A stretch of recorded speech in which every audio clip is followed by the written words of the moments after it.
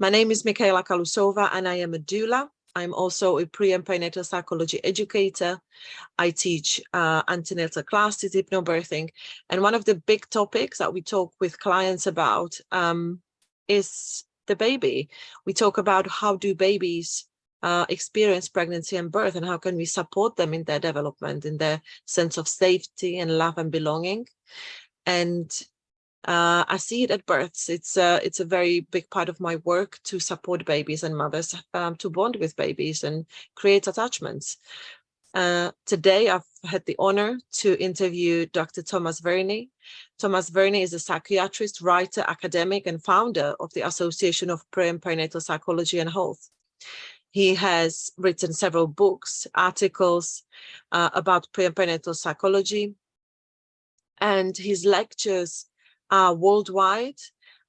He is having a lecture in Prague, and that was the opportunity why I was asked to do an interview with him, and it was absolutely fascinating. And I really hope that all the information that you're going to hear in the next 45 minutes is going to enlighten you and is going to open your horizons, and you will incorporate that into your lives. And I hope that you will tell others that babies matter. Enjoy. Thank you. Wonderful. Hi. Hi.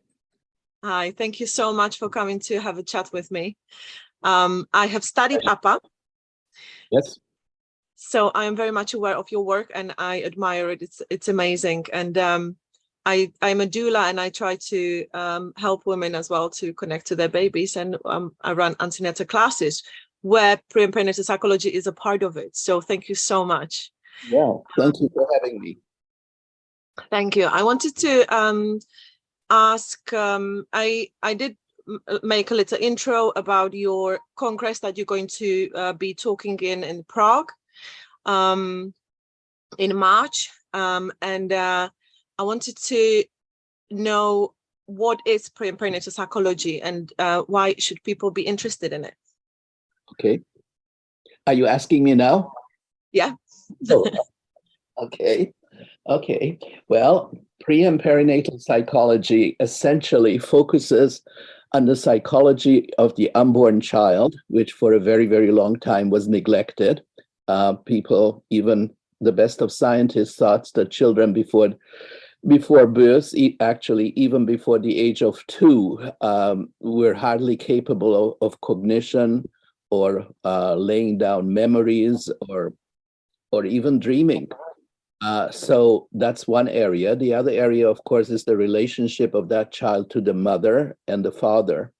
And also, it has become very evident that the way we are birthed, the actual process of birthing, also leaves an imprint on the child's personality and physical body. So, really, in a sense, pre and perinatal psychology focuses on all those aspects of early childhood development and the relationship of that child to the parents and the relationship of the parents to their environment. So all of that taken together is what we are focusing on. Mm-hmm. Would you say that it starts pre-conception? Would you say it is important for people to take that into account as well, not just start when they are pregnant, but perhaps be interested in it before? Yes, very much so. And that's a wonderful question. Very, very important. I have written about that a lot in my newest book, The Embodied Mind, where there's a whole chapter on genetics and particularly epigenetics. And it has been shown scientifically, like there's absolutely no discussion of this, no divergence of opinion, that everything that already the future mother and father experience can have a potential impact on the child which they are going to conceive. So just an example, if the father, for example, smokes, that's going to affect his sperm, and the sperm then, which gives rise to the future child, will already have some degree of unhealthiness, if you like. There's a toxic element to that. So I think that if young couples who are thinking of having children in the future listen to this, I think it's very, very important for them to realize how they live prior to conception will have an effect on that child. Mm-hmm. Yeah. Mm-hmm. So your question is totally wonderful because not only have people not realized how important pregnancy is, but they have not realized that even the period before conception is important in terms of the health, mental and physical of the future child. Mm-hmm. Is there certain period before that is crucial? I know that I've read somewhere about 2 years, but is there something that, is known to be a certain type of period that needs to kind of be, cleansing and preparing and?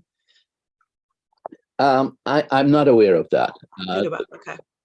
It may the literature may be out there.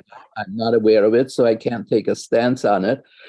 I think that we are getting into such very complicated areas that it's difficult to say 2 years or 18 months or 9 months, or all I can say is that if you start thinking of having a child, that is the time to really watch your diet, avoid smoking, avoid even breathing in smoke, and exercising and all the things that everybody nowadays tells you to do to take care of it. But I don't think that we should get like too obsessive compulsive about how long, and yeah. Is there a way women can because perinatal psychology and how what I did in my pregnancies was to talk to babies a lot, and there is lots of communication and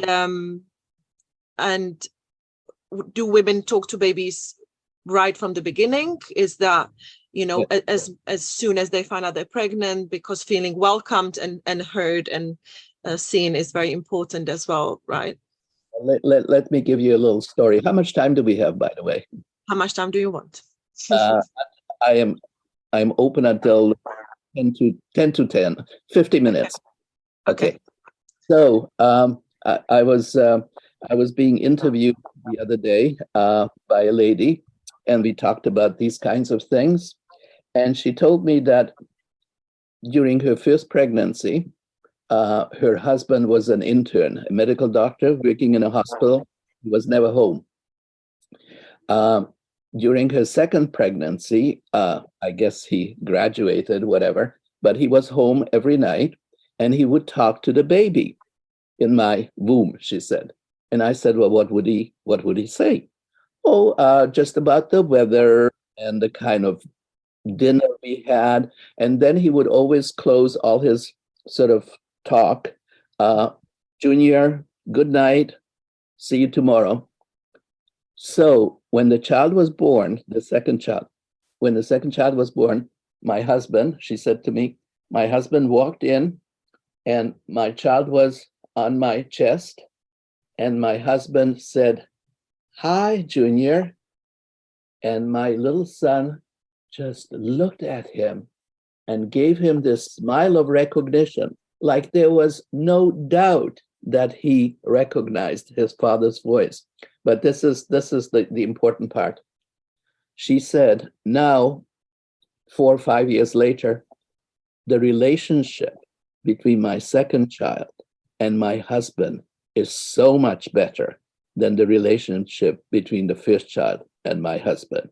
And she was absolutely sure, and I would agree with her, that it's because prenatal bonding. There was an attachment there already.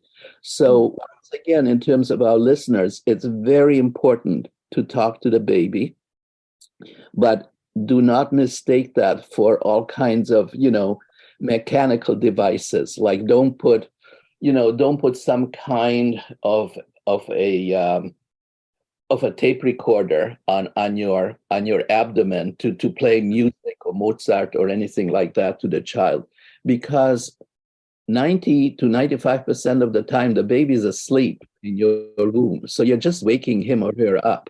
And that kind of mechanical input cannot take the place of a loving mother or father talking to the baby.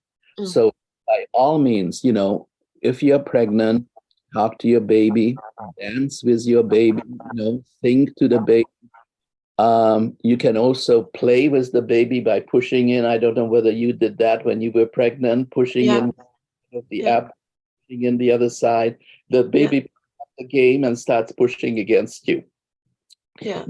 These are the kinds of things that will stimulate the brain of the baby, which is good, and also set up prenatal bonding. Because it evokes feelings, and those feelings are, I think most people can feel when they are stressed, how much it affects the body. So Absolutely. The positive feelings affect the body the same way, and so the more positively we feel, that the baby feels it. And that kind of brings me to another question, and another topic is the emotional state of the mother, and how do babies perceive that in the womb? Yes. Well, the emotional state of the mother will very much influence how she relates to the baby, but also the hormones she's putting out. So really looking at two levels. We are looking at communication verbally, even through thoughts, and then we are looking at communication by the way of hormones. So if the mother is depressed, she will definitely speak less, focus less on the baby, which is not good. The will lack the stimulation that the baby needs in order to grow. So depression is not very good. Also, when there's depression, there are all kinds of stress hormones that are being produced, which again are not good either physically or psychologically. And one of the things that we have learned over time is that stress hormones, adrenaline, noradrenaline, cortisone, all of these stress hormones interfere with neurogenesis, in other words, the birth of new neurons. And what is incredibly, incredibly important, and I say this in all my lectures because it is just so crucial, is that when there is too much stress, too many stress hormones in the brain, they actually interfere with the wiring of the brain. So if that goes on for too long, I mean, a little bit of stress is no big deal. That's fine.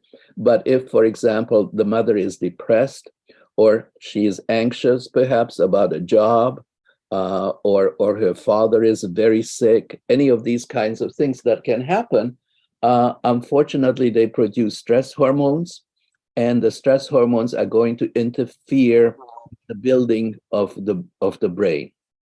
And so, fortunately, that child is going to be born already with a miswired brain.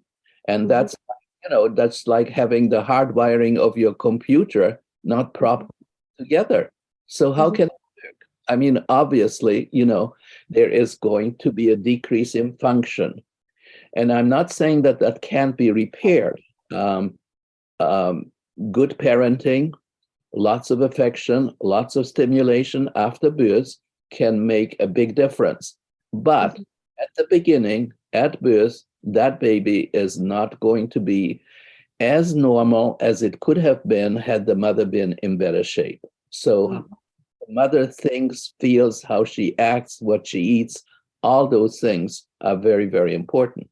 Now, some mothers might hear this and say, oh, like we are being made guilty or anything like that because we have not taken care of our child during pregnancy.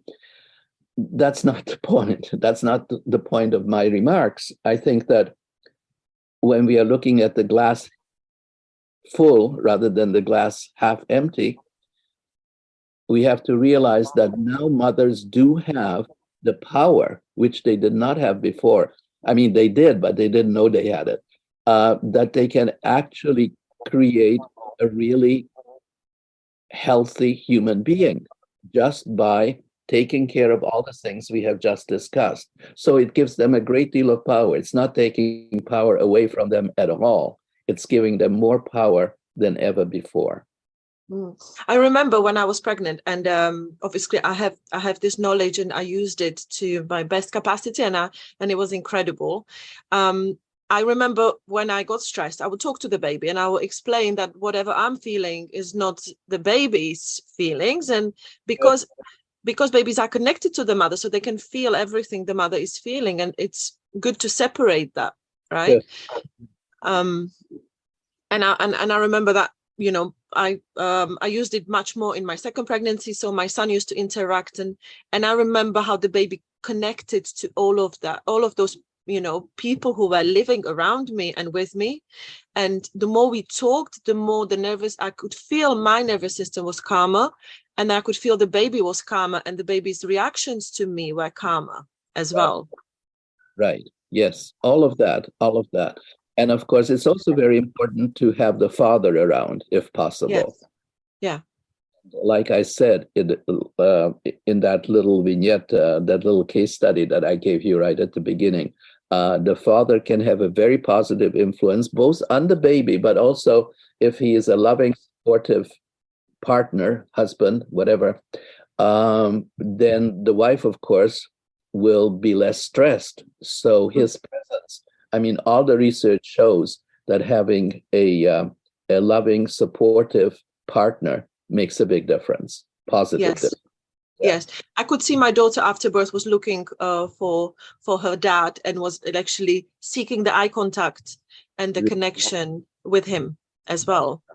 And it's part of the thing that, because lots of people say, well, in old days men were not present, and in old days men were behind. But from my work as a doula, I see in tremendous positive influence the father's presence has. And every time the baby, after it's born, even when the baby sometimes needs some help, I always send the dad and tell him, go and talk to the baby and explain what's being done to the baby. And and it's much better than if anyone else does it, or if there is nobody who has this emotional connection to the baby and loves the baby. And it shows how they react. Absolutely. Yes, absolutely. Yes. So from, the one thing that has always sort of puzzled me, I've always been wondering about, has been memory. How do babies remember things before their brains were actually fully developed? This has always been a problem with me. And so that's sort of led me into my sort of more recent interest in cellular memory. And that's the book, Embodied Mind, that was published last year, and it's being published in Prague in March when I will be there. So I'm looking forward to that. And so, trying to understand memory has always fascinated me. And so that's what led me then to this new episode, new chapter in my life in terms of going all the way back to the cells rather than the baby. So yeah, you might be interested in that. Absolutely. Oh, I'm super excited. I would do these experiences in the womb and right after birth, because babies don't remember anything. If we do this now, they're not going to know, and when they're adults, it's not going to be affecting them. Do the baby's experiences affect them in later life? Oh, absolutely. On an unconscious level, mostly 9 times out of 10. There are a few people who remember very early experiences. Some people can even go back without any sort of outside help. Okay, I'm not talking about psychedelic substances or hypnosis, but there are a few people. Let's say in a group of 100, there might be 2 or 3 people who have very vivid memories of early encounters. My wife actually is one of those who has always had very, very early memories. Uh, but um, but most people have them, but they are in their unconscious, and some of them are able to access them with help. And in some cases, nothing seems to work and they can't get there. But that doesn't mean, it's sort of like these early experiences have a kind of gravitational pull on you. Okay. Mm. Just like we don't know that there's gravity, like we have gotten so used to navigating this globe, we don't know that there is a huge force on us all the time. But just try to jump up, right? It will bring you down every time. That's how our, particularly traumatic memories work. So, and like birth, for example, has a very strong impact. Cesarean sections. Cesarean section babies are very different to start with. Then, of course, everything that happens to them later on in life will have also an impact. But, when you are just taken out of the womb instead of coming out on your own through the birth canal, that's a very different experience. And it will leave very different imprints on your mind, on your body. So, the baby that comes through the birth canal in a natural kind of birth will have like this wonderful feeling of being massaged all over their body so that they are really in touch with their bodies. And also, if it has been, preferably without forceps, they will have the feeling that they made it on their own. So there is a kind of message in their brains which says, boy, I'm successful, I can make it, I feel good about my body.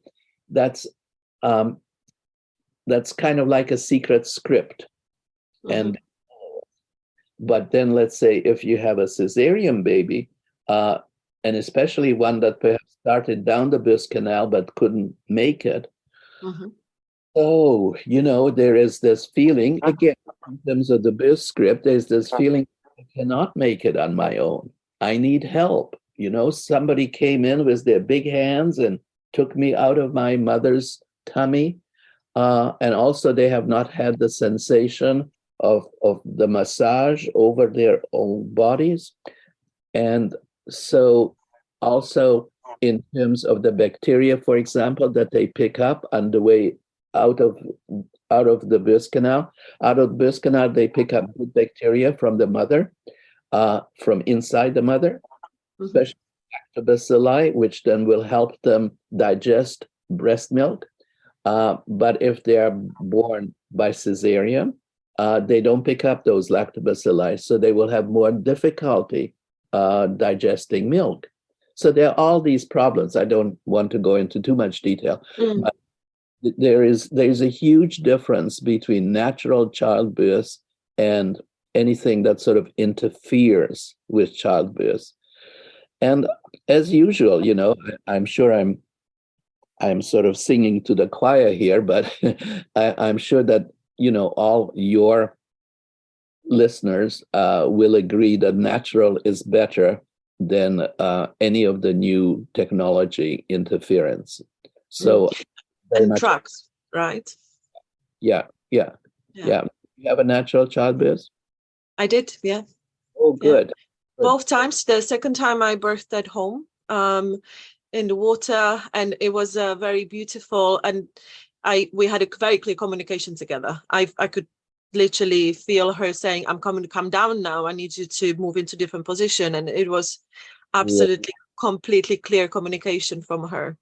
And I also find that women who do communicate with babies during pregnancy a lot and connect tend to have more peaceful babies later, that they tend not to cry so much, they tend to communicate more, be calmer, and it makes a huge difference. And I wondered always, do we know how drugs in labor affect babies? Do we know how receiving opiates in labor can affect babies, for example?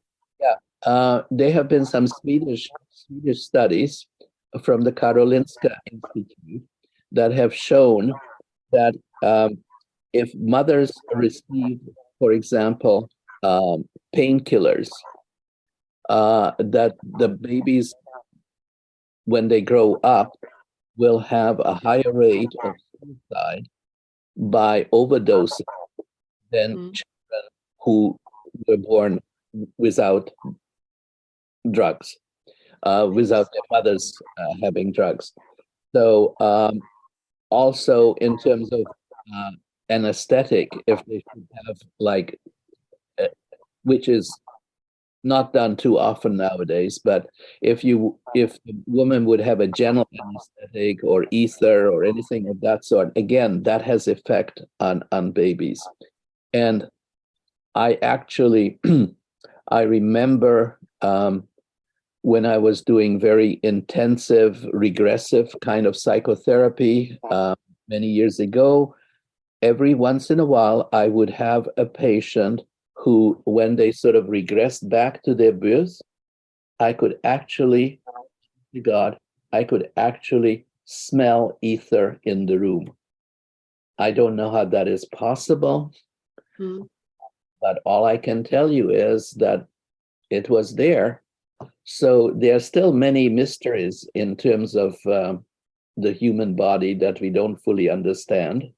But I think what we need to really understand and emphasize is the fact that how you are born makes a huge difference. And like you said, also the babies are much calmer if the mother is calmer, and the mother is going to be calmer if she has a kind of Le Boyer type of delivery, with the like you described, things like that. And of course, if you can have it at home, particularly if it's safe, if the baby is not too large, if you're in good shape physically, if there's a good doula present, then of course, having the birth at home is so much preferable to having it in the hospital. I mean, hospital are for sick people, and you're not sick having a baby. I agree. Birth is the only event where we go to hospital and we are not sick. Yeah. And lots of people, when they walk into hospital, associate the environment with being ill and kind of sometimes give up, on their power. Absolutely right. Yes. Yeah. So what can women do what would be the steps to take when they find out they're pregnant, and what can they start doing? Minimizing stress. What else can they do? Well, minimizing stress is, of course, very, very important. Yes. Selecting your obstetrician or doula or midwife is very, very important. Making all the arrangements in plenty of time, because you never know, you could start going into labor, before the appointed time. The babies don't always follow the calendar. Avoid, if possible, absolutely, environments which are unhealthy, both in terms of, let's say, smoke, but also avoid any unnecessary exposure to stress. Like we said, that relationship with your husband is very important. Partner, father of the child, very important. Relationship with your mother is also something we have not talked about, but a lot of research shows that if you have a good relationship with your mother, and if the mother can be sort of in the background or even present, it will be very helpful, very, very helpful. If you have a bad relationship with the mother, don't let her in, okay? Don't let anybody into the birthing room who you don't like or don't feel supported by. Make sure that your obstetrician or midwife or doula are sympathetic, are people that you really like again. Mm-hmm. Don't feel somehow obligated to see an obstetrician just because he has got huge number of behind his name, but you don't like his attitude. Mm-hmm. So use your head. When I was in my when I was in my final year of medical education in Toronto, I was working in a hospital, and I was working for 1 month on the obstetrical wing. And at that time, I wanted to become an obstetrician. I was really very, very interested in obstetric. I was interested in psychiatry and obstetrics, and I was kind of weighing one against the other. And I just hated, really, that's the word. I just hated the way the obstetricians treated the women. Mm. Yeah. And that was it. I said, I don't want to be part of this culture. I didn't know anything about prenatal psychology, of course, or any of these things. I mean, I was very young, and this was in the 1960s, so a long time ago. But I just hated the way they yelled at them and push, and it was just horrible. So what I'm trying to say is, select your birth attendants carefully. That's one of the things that you can do, and listen to good music. Research seems to show that Baroque type music, Mozart, is really good. But as long as you listen to music that you like and that relax, again, let's not get too obsessive about these things. Yeah.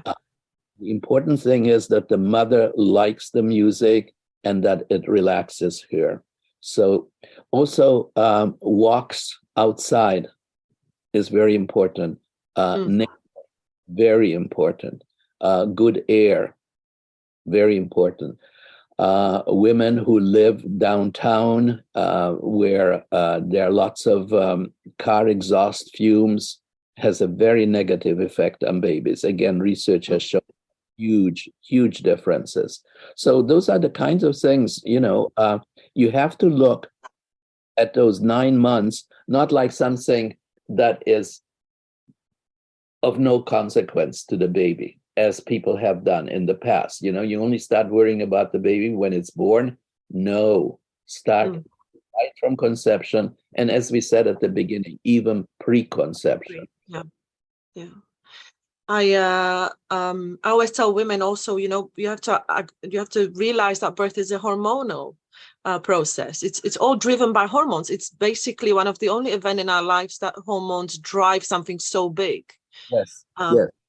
And so it's important to protect the production of the hormones. And so you have to do things that make you feel good for the hormones to actually produce. Absolutely. Yeah. You have to do that. Yeah. And then, of course, when the baby is born, another thing that's really, really important is don't try to be a super mom and multitask when you are breastfeeding the baby or bottle feeding the baby.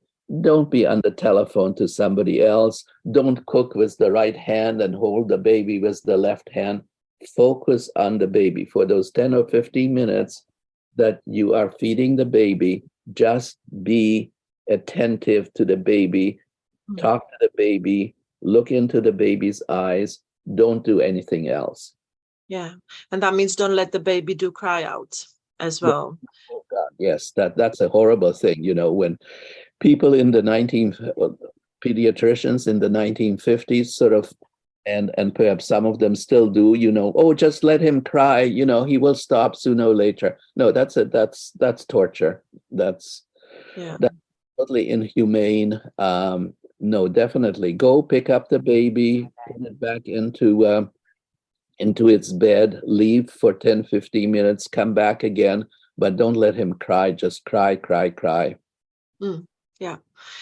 And so what if women didn't know and they didn't do anything and they already have babies, and now they, they might feel bad and they might feel like, oh, I've missed out on all of this, or the birth wasn't the way they wanted to, and there was trauma. How can we repair? Well, the first thing to realize that you did the best you could under the circumstance. Mhm. There are no mothers, or perhaps very, very few, who want to harm their babies, right? I mean, Yeah. all mothers want the best possible world to create for their babies.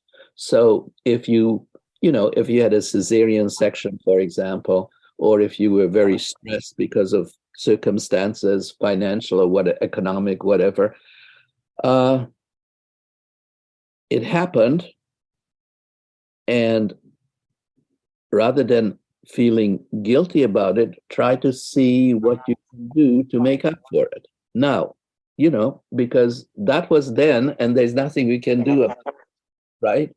So let's move on. Like I said a few minutes ago, thank goodness a lot of repair can be done. Um, Humans are very resilient, very resilient. And so with affection and love and care and talking to the baby and talking to the infant when it's not a baby anymore, or even the child, will make a huge difference. I guess, I don't want to sound like a cliche, but love really is most important. Yeah. Yeah. Love heals. Love heals. And also allowing the baby lots of stimulation. You have to find out, what are the talents of this baby. Some Mm. some some infants will have musical talents, some of them will dance, some of them will play chess. That's my favorite. Uh, so, expose them to different experiences and see which one they are attracted to. Um, Give them crayons, let them draw, let them run outside, let them become interested in nature, in animals. It's good to have a dog or a cat around, because it furthers empathy in Mhm. towards other beings, which is important. And of course, you know, the most important thing in terms of speaking of empathy, the most important thing, again, research has shown that adults who grow up in an environment, in a family where mother and father are humanists, where mother and father really express care about the world, about other people, um, they they're sort of the opposite to being racist or prejudiced. Uh, this kind of humanist approach to life will have a huge positive impact on these children when they grow up. So, love So children. basically, love. Yeah, being loving towards world and others, and yeah. That's it. So the loved child, the loved child will return to the world the love that they received, whereas the Mhm. hate child, the abused child, the child that is ill-treated, will do the same to the world. They just continue what they learned. And so it's so important also, later on in life, it's so important, for example, to have dinners with your children, which fewer and fewer people nowadays do, because the mother is working, the father is working, they might be working at different times. So having like a family dinner is becoming a rarity. And Mm. that again is very, very important, because the children then sit there and they watch their parents interact, hopefully in a positive way. Hopefully they are not arguing. And so they learn about human contact and communication and interaction. And also they learn about family dynamics. They learn about the history of their family, because the mother and father might talk about their parents at the table. All of these things are getting lost now I mean, there are so many families that watch television during dinner time. Mm. I think that's toxic. I think that should be avoided at all costs. Talk, don't, Yeah. rely on your electronic devices. Yeah. Use, connection, communication, and human touch, right? Also with babies, to touch them with bare hands is super important, rather than put them in blankets or something, but rather pick them up. And for women to be very, now I forgot the word, but for women to be very confident in carrying their babies, that all affects how they, How they, how they develop. pick Yeah. baby. That's right. And all of that, when you are hesitant, it communicates directly to the Yeah. baby. Something wrong. And infants usually, unfortunately, always think it's their fault. Oh. It's they always, if you do anything wrong, I mean, even if you hit the baby, God forbid, but even if you were to hit the baby very often later on in life, when they come and see me in psychotherapy, they will say it was my fault. I cried too loud, I misbehaved. They will rather take responsibility and guilt upon themselves than blaming their parents, because it's so important for children to see their parents as loving and good people. Mm-hmm. Mm-hmm. And it takes a lot of abuse on the part of a parent to change the mind of that child and to make that child hate the parent rather than love them. So Mm-hmm.